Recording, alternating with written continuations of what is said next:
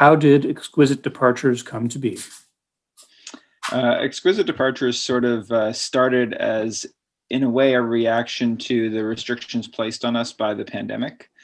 We wanted to find a creative way to present something in an online context that didn't sort of fall into the typical uh, just streaming a concert or recording a concert or trying to imitate something that wasn't actually physically possible.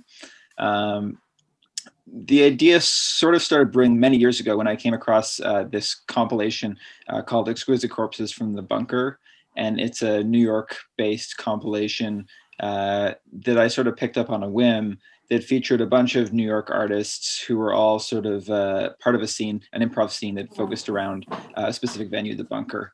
And it's a record that has sort of stuck with me. Like I'd always sort of come back and listen to it, and the compositions on it, or the, I guess, improvisations on it, just sort of had this weird sort of staying power. Like they were interesting. They really were, they required, like, I guess maybe a bit more listening. So it was something that was always sort of sitting on the back of my mind, the idea of creating a project like this, or the idea of like that kind of game for a recording process. And when the pandemic happened and I was sort of trying to brew up ideas of how the Departure series can look in this time, that was one of the ideas that sort of came to me, and I started doing a little bit of extra digging into what the sort of process is of taking the Exquisite Corpse game and using it in an audio format. And that was sort of what pushed this Exquisite Corpse project, the Exquisite Departures, into being. How is this project different than the New York version, and how does it build on that concept?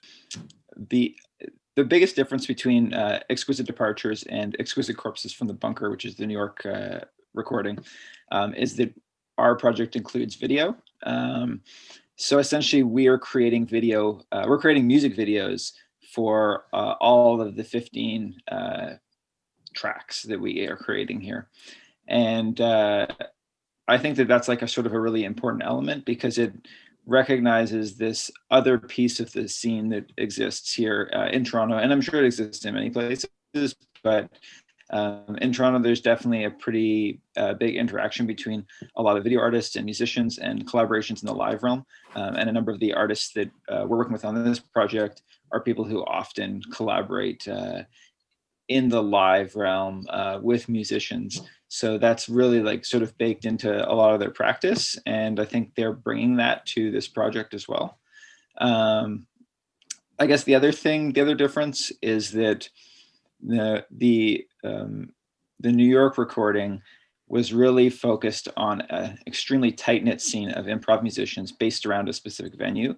And the musicians all would play together like on a weekly, if not more than that basis. And the Toronto recording, we spread our net a little bit wider. The idea was sort of to include a really diverse array of musicians and showcase the sort of expanded net of Toronto, of what's happening in Toronto. That being said, all these musicians are only like at least maybe one degree away from each other. So there are often people who would be at the same shows, would listen to each other's music, would know of each other through a friend or something like that, but maybe not necessarily play together. So I think it was sort of important to give these people an opportunity to actually collaborate in this way.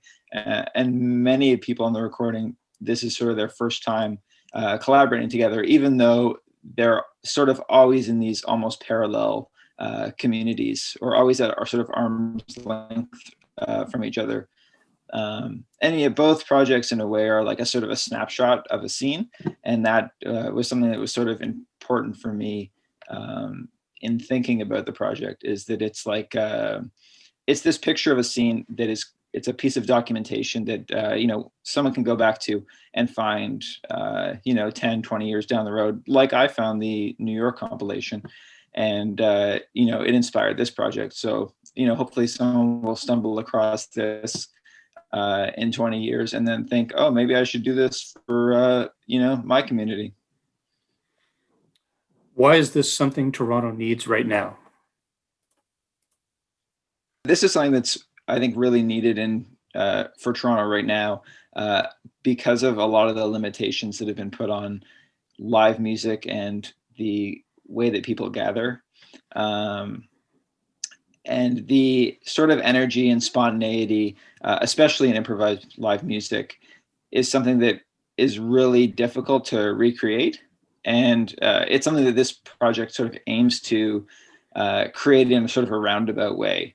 So by building a situation in which musicians and video artists are able to have these sort of spontaneous improvised reactions to each other's work, we're sort of creating an environment where people can actually be playful. And this is something that I think with a lot of projects that are mediated by the computer, by the internet, it's a lot harder to have these types of interactions.